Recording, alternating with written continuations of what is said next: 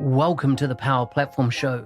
Thanks for joining me today. I hope today's guest inspires and educates you on the possibilities of the Microsoft Power Platform. Now, let's get on with the show.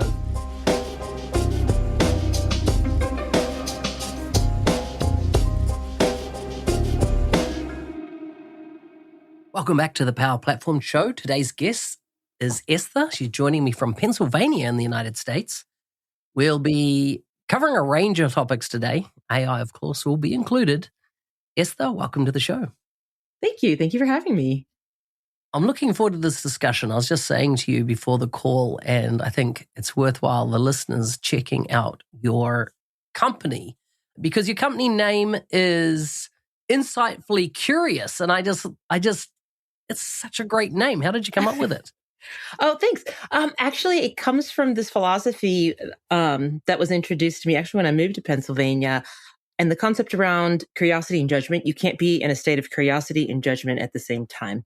So I think curiosity took a different role in my life at that point for my job and for my career, for my family. And I think it's kind of essential to how we operate as humanity and how especially we operate as leaders. I love this. I love this. My wife and I, phrase last year that we had was humble and curious. Stay humble, stay curious. And I love that curious. I love that what you said there. You can't be judgmental and be curious at the same time. At the same time. Yeah. That's brilliant. Yeah. Perfect. Tell me about food, family, and fun. What do they mean to you? Food, family. Food is delicious. I like to eat it. I might have been described as a foodie. That has definitely happened. And when we think about food, family, and fun, they all fit together. We have a family of foodies. So my husband just said, I've never had it in the United States. We do Thanksgiving. I've never had a Thanksgiving meal as good as at your family's house. So we think about food, family, and fun. I really think of those things combined and what they mean. And I think that in cultures across the world, right, that we share those in common. That's almost a unifying wherever you are. You share food. I'm sharing life with you. And as taking you into my family. So those are really tightly connected for me. And I love it to be delicious. As the French say, food is essential for life. Therefore, make it delicious. Yes. And it's funny, that word delicious, I've been hearing so much this year. Oh, really? Okay, excellent. Yeah, this year, because there's actually a guy on TikTok and that my wife shows me every now and again. And she's not on TikTok. She's watching Instagram, which is like the backup of TikTok Reels. But there's this Irish guy and he goes, follow me, I'm delicious, at the end of every one of his. And he's just this full jolly guy, full of life, but he always said, "Follow me, I'm delicious." I'm delicious. That can be taken a whole lot of ways, but I'll give you the benefit of the doubt. But just the way he is, he's about 6'6". He's a big, towering guy, and he's just phenomenal how he engages. He'll take anything out of the media, and he just puts a brilliant spin on it. I see that, and I just want to segue slightly. Vice President of CRM. What was that involved in your career? I looked at in your career history. Yeah. So I was in charge of a CRM practice. So this included the Microsoft platform. I actually worked for a company. Wow. Dynamics. Yeah, Dynamics platform. It was the company the first partner certified on the Dynamics platform was who I was working for, Cargill Systems. And so they still support it, 20 years later. So they had a long history there, but they wanted to bring in some other platforms. So they actually we brought in while I was there, Salesforce and HubSpot as well. So I was in charge of all that CRM offering. So, yeah. Wow. Why did you go out on your own and set up your own business? Tell me a bit about that. Oh, it's always been something I've wanted to do, to start out on my own and to have something that I was building that was mine to build and to own and to rise and fail. And when that opportunity came about, I decided to take advantage of it and go for it. And have been just thrilled and loving it. And it gives me, being on my own, starting my own business has really allowed me to support segments that don't always get support. I believe in the democratization of technology. And I think a lot of small businesses Yeah, robotics, like for instance, robotics is a perfect example. Manufacturers have been using robotics since the 1980s, but it was like the Ford Motor Company. Well, now you see this democratization of technology and anybody can use it. In fact, instead of replacing your, $1.5 million piece of equipment, use that piece of equipment from the 1950s that still works, put a robot with it, a collaborative robot with it, and now you can actually get more out of what you already have. So I believe in that methodology. And there's a lot of entrepreneurs out there. There's a lot of smaller businesses that are still in that struggle of how do I get not just technology, but also finding like that strategy. So there's, the Deloittes and the Accentures and these folks that are doing these big strategy and complex strategies. And those principles are still needed by smaller businesses. So this is something that I'm really able to emphasize and do because I'm doing it on my own. I'm doing it as my business, so I can do it on my own terms and still give a lot of value to smaller businesses and to entrepreneurs. And it's a lot of fun. It's been a lot of fun. So I take it that AI is a lot about what you do in consulting with these companies. Yes, it's some of it. I think a lot of times, especially in go-to-market, we think, oh, we've got to use AI. You should be using AI for all the things. Well, you can go on LinkedIn or any social platform now and you can see who's using it and how they're using it. We have to remember we're still selling. You are selling to a person. A person is making a decision to buy. And when we get to a point where AI is selling to AI, then we're in a different kind of space, folks. And I'm not sure it's the space we want to be in. We still have people making those buying decisions. So you're still connecting with a person. So AI, I encourage people, shouldn't be your decision-making platform. It shouldn't be the way you make a decision. Advising, researching, streamlining, emphasizing, helping people do more. So actually becoming more efficient and getting more done, especially for entrepreneurs, people like me. I'm doing so much more than I could have ever possibly done 10 years ago by myself. So that's a big part of it, but it's also that balance, I think, for small businesses, because you can't throw everything into it and expect the same quality product that you would get if you did it yourself. And that's something that a lot of entrepreneurs hopefully don't learn the hard way, but it's something that you have to keep in mind. So the typical work or the typical customers you're working with, are they at the point that they're wanting to get on board with AI, or are they even more further back in that they're not very technologically advanced or mature at this point? And what problems do you try to help them solve early on? Yeah, I think most folks now, especially entrepreneurs, because there's so much weighing on your plate. So if you're small, if you've got, less than 10 people at your business, you're figuring out, you're like, it's a tool, let's use it. Like, we've got to figure this out. My suggestion a lot of times is be careful what you're using, because a lot of these entrepreneurs will use free tools, which is okay. Just know that your data is training their models. Some of my first advice to entrepreneurs is, what are you putting into the system? Is it proprietary? Don't be in violation of any terms, NDAs, any other things that you might want to be mindful of from a legal perspective.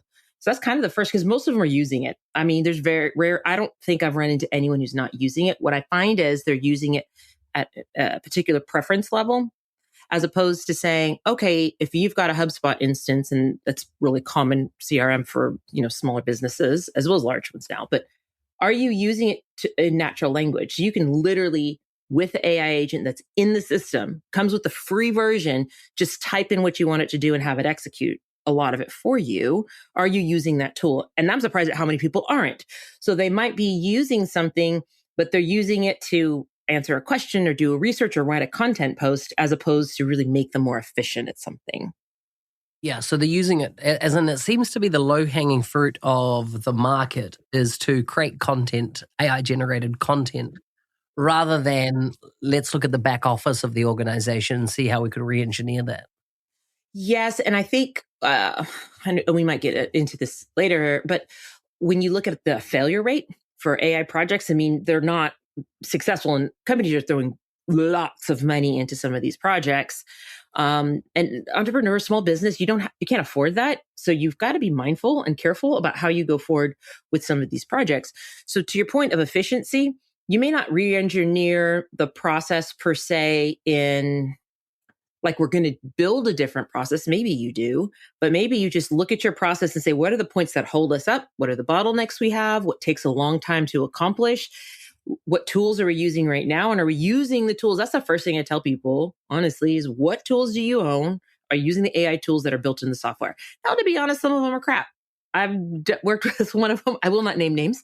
I'm using it and it's giving you wrong information out of its own help profile. Like it happens.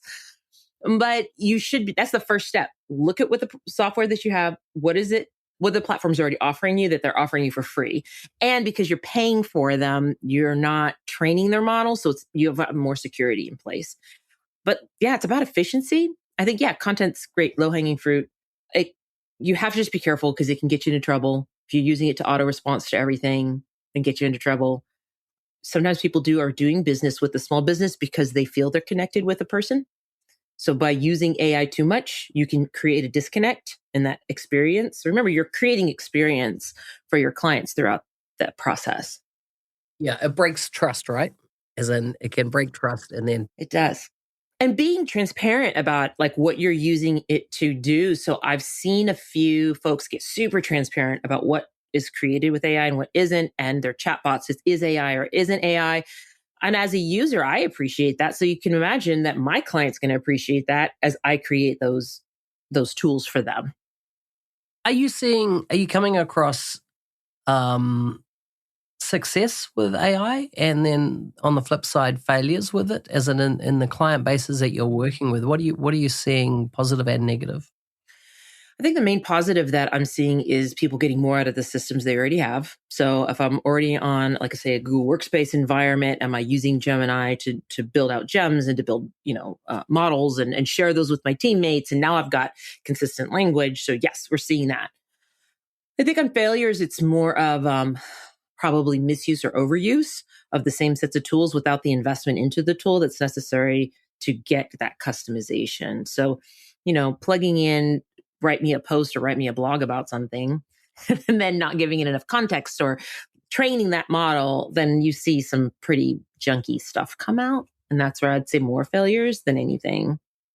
I think the other one is sometimes data where I've had a few folks that I've talked to and those, people I know come and say, hey, have you used it to do these? I'm trying to create this spreadsheet and do this thing with this calculation. And that can be challenging when you get into data and number crunching. So if you're saying, let's say, I want to create an analysis of the associated costs with like a shipping, or I want associated costs with quoting models, you've got to be kind of careful how you build out those calculations. Not all software are created equal, and it can still hallucinate without very carefully trained. Some are better than others. And so what I found so far is that most of those have to be handled by, like, let's get actually our IT team to create an agent. They might have some additional coding that's in. We maybe want to create a custom app to solve this problem, as opposed to I can just slap a spreadsheet into ChatGPT and it tells me what I want to know. It's probably not going to work. Yeah. How much is culture affecting the way companies are adopting technology? Yeah, it varies quite a bit. The biggest trend I've seen is inconsistency across organizations. Some people using it more than others. I think it very intensely depends on where that organization is coming from and how people feel about, for example, when we offshored a lot of jobs and you're asking people to train somebody that's going to take their job and they're going to get laid off. Yeah. Like those are real fears. There's real concerns. I think those concerns are more validated. And, we're seeing the articles come out, AI whitewashing, like really, we're just trying to eliminate overhead that we overspent on and we're blaming it on AI. So there is that happening. But it's a real fear for, I think, the general workman of, are you trying to take my job? So I think that plays into that cultural aspect. And this is why it's important to build trust. This is why it's important to have solid leadership and to be really transparent, be authentic and transparent. I just believe in being authentic and transparent across the board. And I think it will not deter. That will give you dividends on how you think about AI, how you're thinking about using it. So when we think about identifying that next step, what is it that you're trying to accomplish with AI? Ask your team, what do you really hate doing? Like start there. Start, what do you really not like to do? What would you like to not ever have to do again? Let's start there. Let's start at the low hanging fruit. Nobody really wants to do it anyway. Can AI do it for us? That's a great place to start. Nice, nice. Give me some case studies or use cases of where, in the work that you're doing, where you really get to the point of problem, then get it and develop a solution. What are some of the use cases that you're coming across that are creating big wins for the customer? I think honestly, a lot of those wins are around collaborative content generation. So we think about content calendars, we think about marketing, how are we going to market, training, but where I've seen it been a double-edged sword is where folks are using it, but they're overusing it and you don't have a human in the loop. So I think those are probably the most beneficial, where I'm looking to use it a bit more. Because you got to keep in mind, I mean, my business has been around since like October. So like, I'm not going to have this breadth of case studies for you. Where I'm using it for some clients is a little bit more on like data submission and pulling data from places. So when you think about the things, what are the things that nobody likes to do? Nobody wants to track their expenses. Nobody wants to fill out the expense report. Those types of things where it's like the stuff that really nobody wants to do. Let's streamline that. Let's leverage some AI to say, hey, it's already got built-in OCR. Let's just stick all your receipts in this one file and then have it automatically help you start populating the expense report. Those are the types of things that I'm looking to go beyond just, okay, we've created this, we created a little agent that can help me write content based on my, I've trained it, but let's go a little bit beyond that and find the stuff that people don't like doing and then see if we can find a solution for that. Do you think that, the smaller companies, do you think they have an unfair advantage really now? And like you talked about, robotics has been around for the big companies like Ford and stuff like that.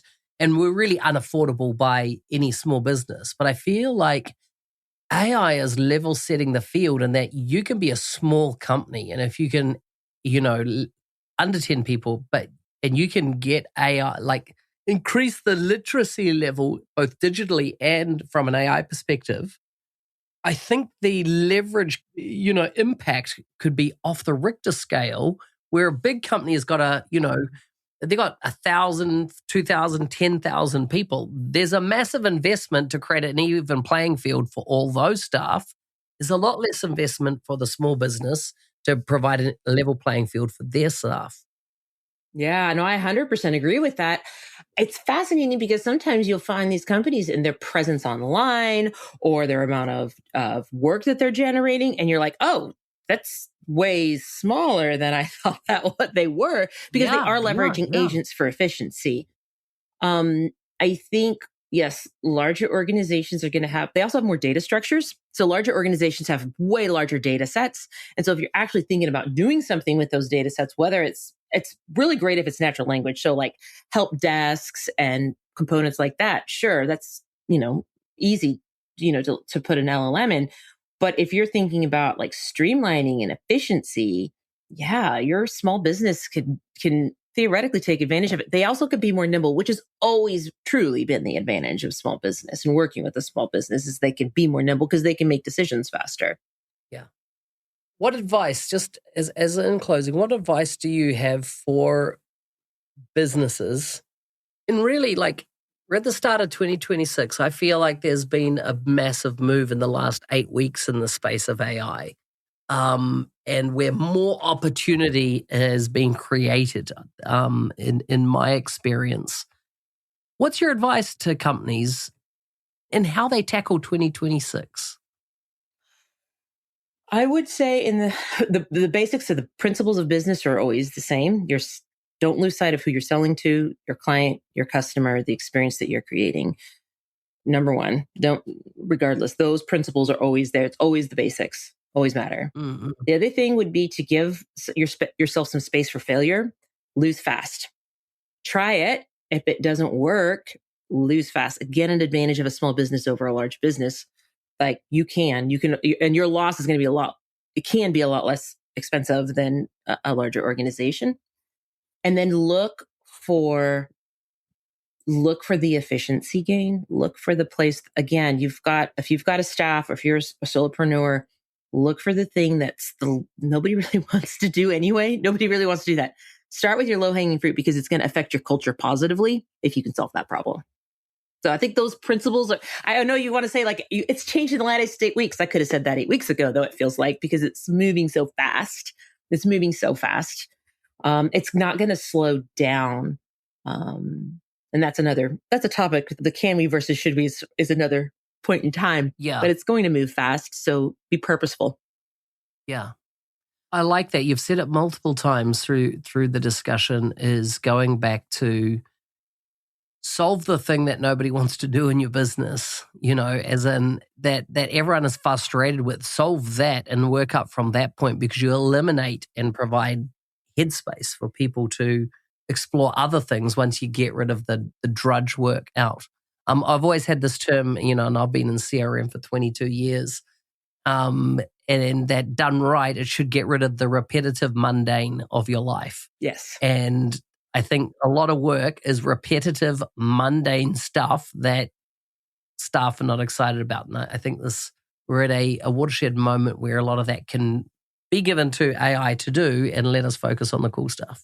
Yes. Yes. I think I've heard it said in a few different places, but yeah, focus on the things that humans are good at and focus on that connection and let AI take some of the junk. Nobody really wants to do that anyway.